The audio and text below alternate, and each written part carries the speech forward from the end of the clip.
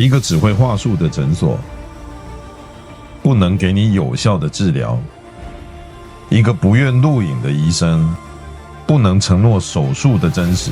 记得，没效的才是最贵。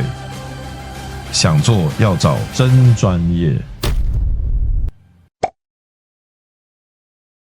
Hello， 欢迎大家收看科普医美新知。这是新的梗吗？还会讲话。好，今天呢，我们要讲的这个题目，我觉得非常赞。我其实是准备了一阵子这个资料哈。今天这个影片应该是中文频道史上最清楚的关于上颚拉皮的一个介绍。好，我们之前好几集有介绍说中脸、下脸的脸部拉皮它的种类，欢迎大家看一下哦。关于脸部拉皮的介绍，我们有把它做一个很完整的归类，因为包含有很多医师都觉得拉皮是一个很神秘的领域哈，尤其是他本来可能不是做这个方面的，所以我脸部的拉皮里面出来有很多医师看完会来问我一些问题耶。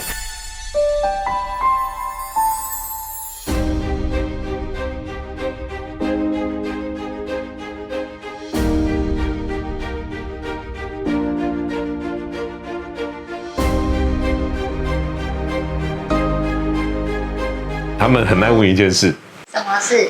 张医师，你上面说的这些中文名称，它在医学上面的名词是什么？我觉得这件事很重要。我之前有一些影片，我一直在强调，因为其实现在有很多市面上，它为了商业化，它会取了很多好神奇的名字啊，你会觉得好像很酷很炫。可是，在我们医师的观点，我们最在意一件事是，这个名字再怎么炫，到底它的 medical term 是什么？就是它的医学名字是什么？包括我们今天要讲的上颚拉皮，有很多人会跟你说这是最新上颚拉皮的方法，你等下听完就说，好像不是这样。很多名字取得很好，结果一用他用的是30年前的技术。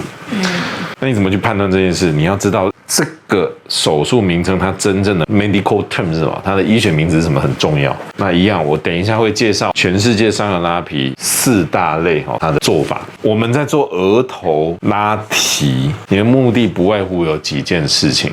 第一件事情就是我想要把下垂的眼睛眉毛往上提。其实我们常常看到很多客人把这个眉毛一直往上纹，一直敢往上画，去掩饰它已经下垂的部分。那我们要怎么真正的把它上提呢？要靠的就是额头拉皮。所以额头的拉提，它最重要的目的是为了要改善眉眼的下垂。第二个呢，是为了改善额头的这些纹路。所以我们今天所有在讲额头拉皮呢，都会绕着这些事情来讲。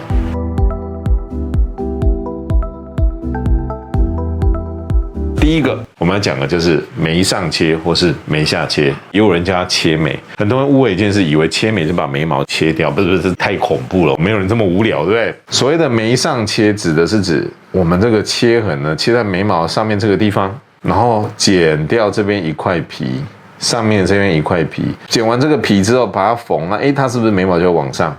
就有一个往上提的作用。另外一个东西叫做眉下切，就相反的是在眉毛的下段这个地方，我们把这里一块皮把它剪开，剪完以后呢，往上，你的眼皮就会往上。这里有什么差别哦？眉上切或是眉下切呢，都可以把眼皮往上提，可是只有眉上切可以把眉毛往上提。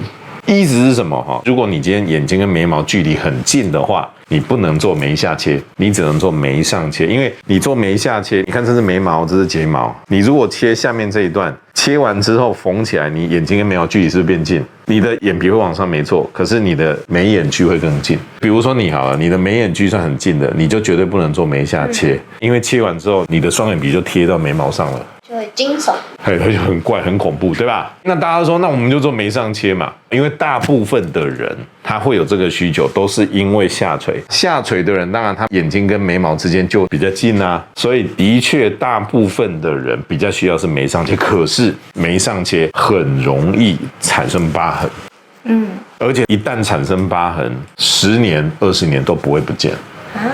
所以切眉这件事，不管是眉上切或眉下切，它都有可能产生疤痕。就算医生缝得再细，都有可能产生。为什么？你的眼睛每天要眨超过1万次，一直眨一眨，它一直动一直动，你的伤口其实在你不由自主间一直有拉扯的状况，你的伤口就不会漂亮。你一直扯它，它伤口就会丑嘛，这很容易理解。一个伤口，你每一直吐，你这个伤口会好看吗？为什么那么爽？糟了，我好像天生带有喜感。其实我现在瘦下来已经很像彭于晏了，都还是有喜感，怎么办？认同请分享。还有眉上切跟眉下切，它是解决不了这边的皱纹的。你切这边一块皮跟这里皱纹怎么会有关系？不会有关系。所以眉上切、眉下切，它是一个非常简单的手术，就是剪一块皮把它缝起来。对于我们而言，就是没有什么技术性的难度。可是我很不喜欢做这个手术，缝的再细还是有可能会产生疤痕，因为我没办法控制你不眨眼睛啊。所以其实现在眉上切跟眉下切，我们一般都尽量建议客人不要做。你真的要做的话，你要有心理准备，它可能会有疤痕。意思就是说，你做完之后，你可能就要去纹眉，或者每天要画眉，把那个疤痕盖掉。所以这是一个非常老旧的手术，这个手术已经超过50年了。这么久？对，古老到我都不想做它啊！不是啊，古老就是它当然就有一些它的问题，因为它有这些问题，所以后来才发明了其他来额头拉提的方法。我们接下来就来看哦。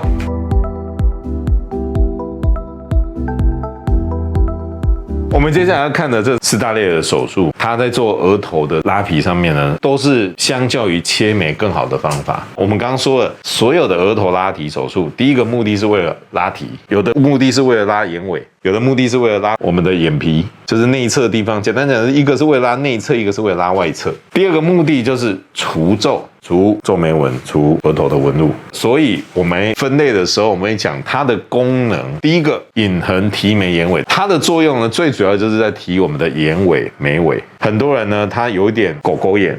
就这样子有没有？眼尾垂下来，这种就是要做隐痕提眉眼尾，因为它内侧没有垂。但有些人他是这样啊，他不是只有眼尾垂，他内侧也有垂，可是呢，他没有很严重。那这一种呢，他可能是轻熟女，她觉得已经有点掉下来了，可是呢，还没有严重到一定要做很大的额头拉皮。那这怎么办呢？我告诉你，我今天要介绍一个大家可能都不知道的，这个叫做8mm 全眉拉提的手术。为什么要做8mm？因为它的伤口就只有8mm。8mm 非常的小，这跟一般你想象中的拉皮手术是不一样的哦。它拉的就不是只有眼尾，它还可以拉到我们的额头。那个额头有那种小细纹，哇，效果非常好。它是做完额头变很亮，而且它伤口8mm，有没有很酷？超小。前面2个用的通常是一般轻熟女、轻熟男，后面就是稍微比较熟，或者是先天有一些下垂的，比较厉害一点的。第一种就是所谓的内视镜额拉，我们常听到哈。那待会我们会介绍它的目的，当然就是它的眉尾、眼尾还有内侧都可以做得到。还有我今天要介绍另外一个大家可能也比较没听过，就是内视镜新冠额拉，更新的一个方式。那它跟传统的内视镜隐痕额拉有什么不一样？我们待会就跟大家介绍，我们一个一个来看。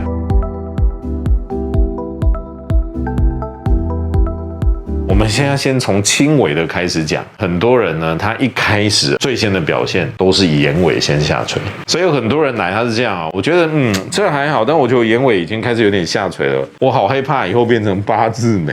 8字眉有时候看起来就衰衰的，是不是？所以很多人就会想问说，有没有什么方法可以改善眼尾下垂、眉尾下垂？待会我要介绍一个手术，我们叫做隐痕提眉眼尾手术。传统很多人在做眼尾拉提，他的做法就是这样，他就在发际边边这里切一刀，然后剪一块皮，把它这样缝起来。哦，听起来也会往上提嘛，很有道理嘛，对不对？不要这么做，不要这么做。这个教科书都讲得很清楚了哈。为什么不要这样子做？因为在发际边边切这一刀的疤痕，它基本上10年、20年可能都不会消失。因为如果你在这个地方剪一块皮，这样子去缝合的时候，这个地方它皮会有一个很大的张力，你的伤口就很容易变宽。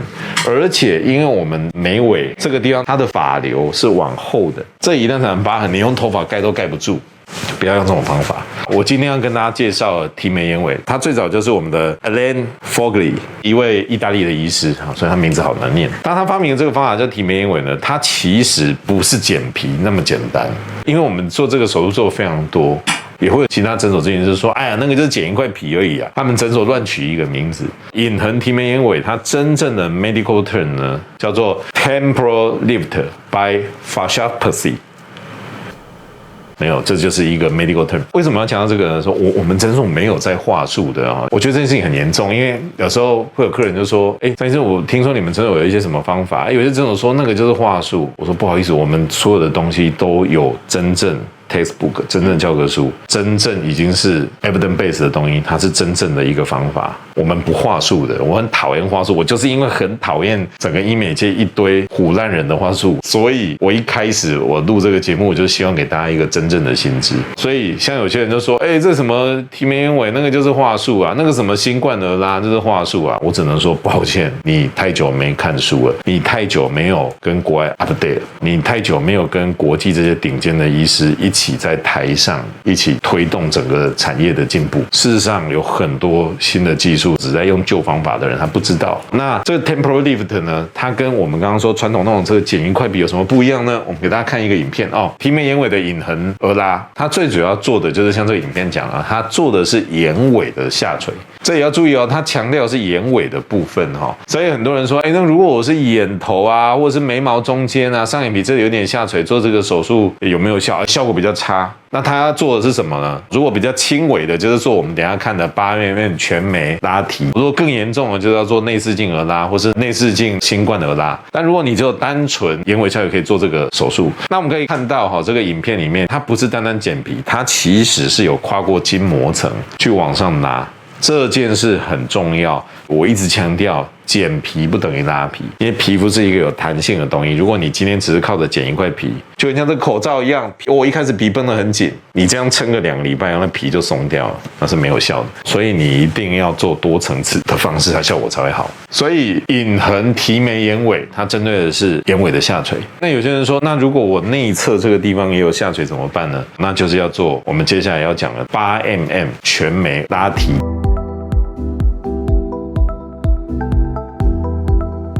这8mm全眉拉提，其实大家看名字就知道哦，它为什么叫8mm？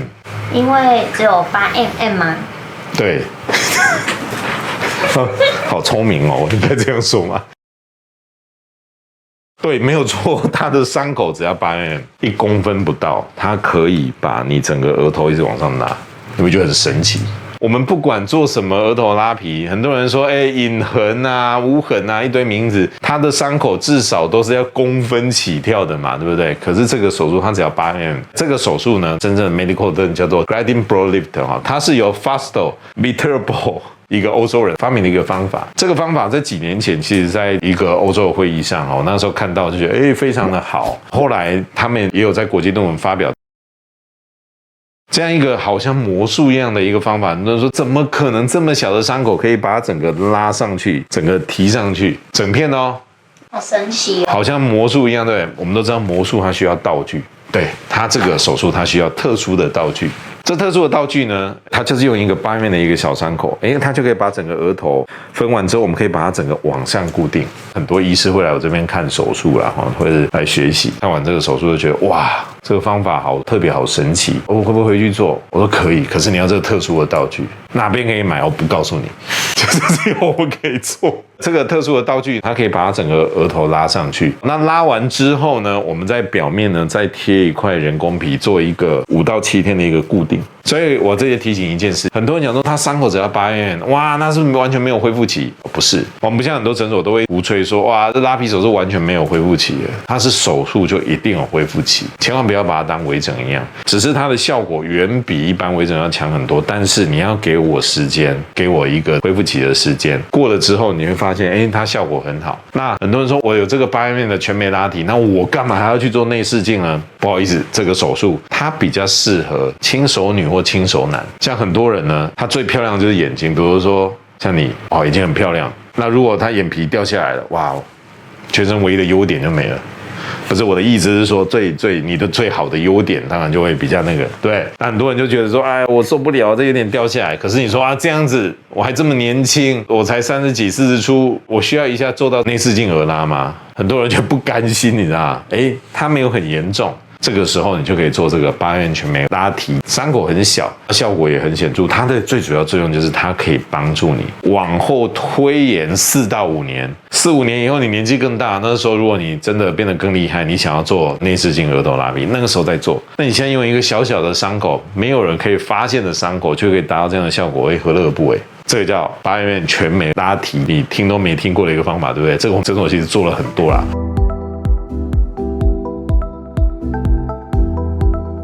讲完了刚刚适合轻熟女、轻熟男他们做的，比如说一开始你只有眼尾下垂的，你可以做隐横提眉眼尾。如果你连内侧都已经掉下来了，但是还没到很厉害，你可以做8mm 全眉拉提。那接下来我就要跟大家讲了，如果已经有点比较熟了，或者是天生就是比较垂，这个时候你要考虑的就不是隐横提眉眼尾或是8mm全眉拉，你要考虑做的就是内视镜额头拉皮。它是什么？我们最常听到的说，内视镜额拉是不是就是五爪拉皮啊？到底什么是内视镜额拉呢？其实简单讲是这样我们就是在我们的额头跟太阳穴，额头这边一个，太阳穴这边一个，分别大概是1.5公分到2公分左右的伤口，然后我们把内视镜伸进去，内视镜就是一个管子，通过这一个小伤口，我们进去用内视镜把它整片打开之后，整个往上提拉。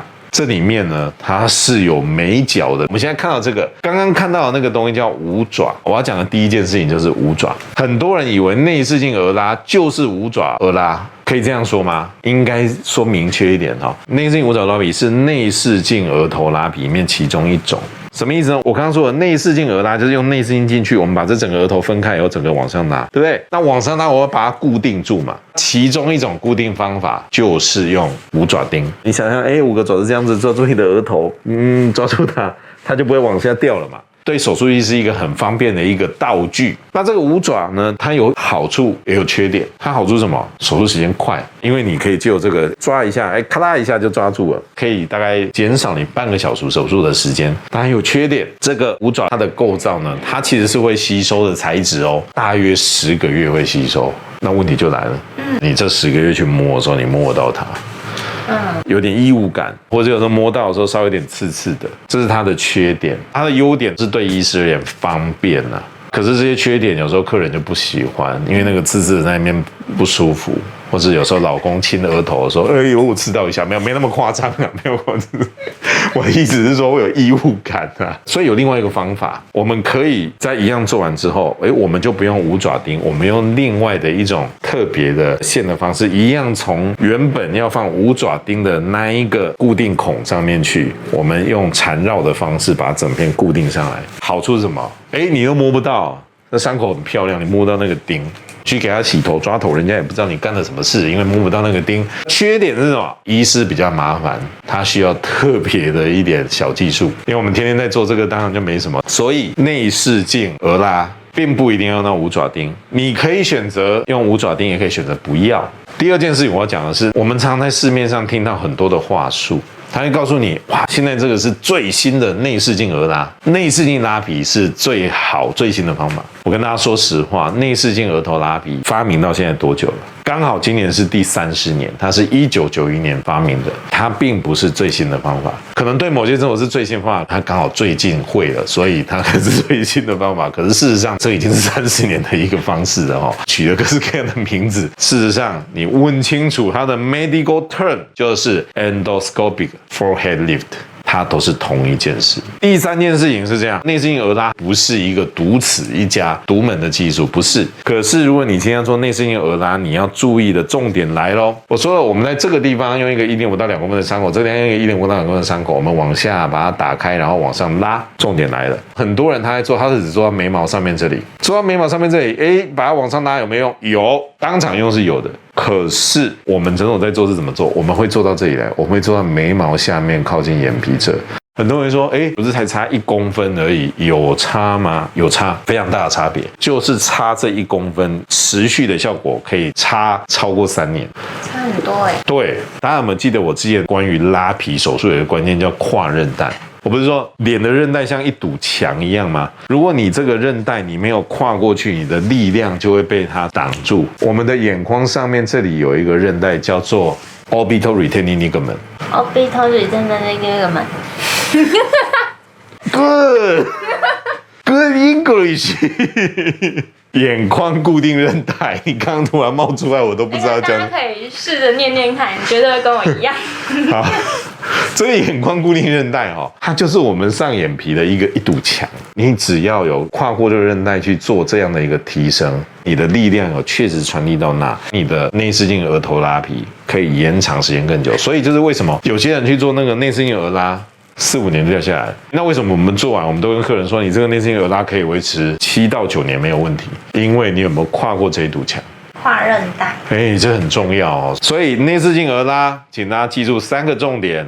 第一个，它不是最新的东西，不要被名词弄错了。第二件事情就是内视镜腭拉无爪是一个方法，另外一个方式是不用无爪的固定方法，可是可能有的诊所不知道怎么做啦哈，你可以选择都可以，因为他们2个的效果是一样的，只是无爪这个牌子比较有名，另外一个方式是它需要特殊的方法，2个都是会吸收的，只是一个会摸得到，一个摸不到。第3个，同样做内视镜腭拉，你有没有跨过 orbital retaining ligament？算了，不要勉强啊！眼眶固定韧带很重要，会影响到你的效果。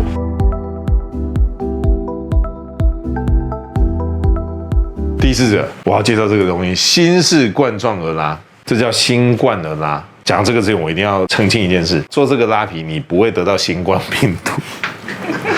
真的，那天有客人说，我做这个会得新冠病毒，我是得新冠病毒才可以做这个。这个只是简称，因为它叫新式冠状。这个新式冠状腭拉哈，它其实是这位医师哈，Jo Niyamuta 他发展出来的一个技术了哈。所以这不是话术，请你弄清楚，这不是话术。我们诊所不来这一套，我们都是讲真的。他的做法到底是什么呢？它既然叫新式，就代表它有所谓传统的冠状腭拉。传统的冠状腭拉哈，它其实做法就是这样，哇，伤口很大。就像一个大皇冠这样戴上去，很大一个伤口哦，很大一个伤口，那很恐怖啊。所以你会看很多早期，或是有一些老医师他们的方法就是哇，一刀这样切上去，非常的长。那这个新式冠状腭拉呢，它的做法跟传统是不一样的。首先第一件事情呢，就是说它在上体的时候，它的伤口比传统的冠状腭拉要小很多。我们一般的内视镜腭拉，它伤口是这样直的嘛？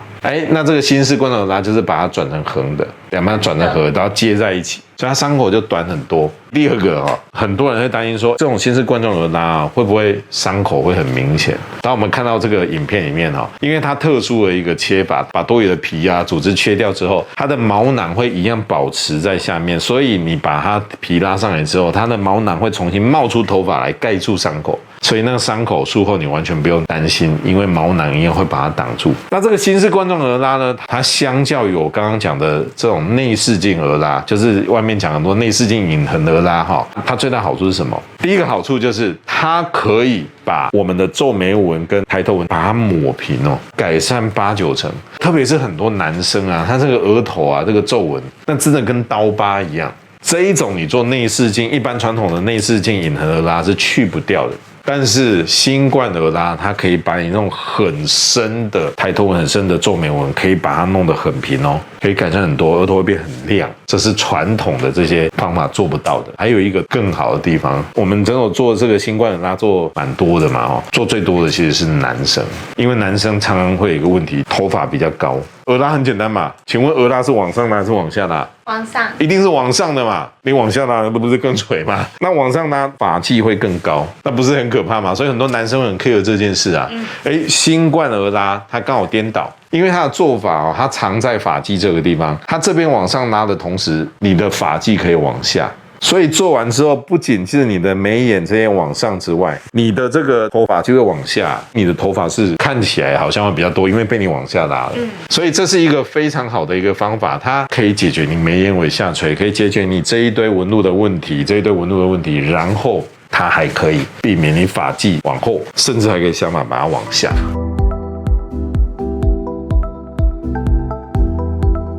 讲了这么多额头拉皮的方法，我们最后给大家一个这样的一个表。首先，如果你是轻熟男或轻熟女，我们先看上面这2个方法。你如果只有眼尾的下垂，你可以用隐横提眉眼尾手术，它不是像以前传统只有剪皮，它做的是皮肤跟筋膜，这样效果才会持久。如果你今天是轻熟女或轻熟男，你不只是眼尾，你觉得你的眼睛或眼皮或者是你的眼头这个地方已经有一些下垂的，那你这时候就要做8院全眉拉提，用特殊的道具8院的伤口把它整个往上拉。但是如果你觉得自己的状况已经比较严重了，或是你需要大范围的改正，你接下来要考虑下面的这2个方法。第一种方法就是内视镜隐横而拉，就像我前面讲了，你可以选用五爪的方法，或是用另外一种特殊的固定的方法都可以。那你的重点一定要弄清楚，医师有没有帮你做到 orbital retaining ligament 的下面，列冠固定韧带的下面哈。那如果你今天呢，你有发际比较高的困扰，或者是你的额头，或者是你的皱眉纹，这个纹路已经像刀刻一样深了，就很深。你希望说，哇，我好想要回到以前好闪亮的这个额头，像我们文轩这样额头很亮的这种状况，那你可以考虑用内视镜新式冠状额拉，简称新冠额拉。这个伤口你不用担心，我刚刚说了哈，毛囊会从你的伤口长出来，它可以让你的发际不仅不会往上，甚至可以往下。我想今天大家看完这一集，大家会对你的额头拉提有一个全新的认识。原来额头拉皮不是只有我们在外面听到的内视镜额拉，不是只有五爪，原来还有这些方法。因为这些都是这10年来 update 的一个方法，这些都不是话术，是真正 textbook 医学论文上面大家 accept 的一个方式，只是你的医师会不会做而已。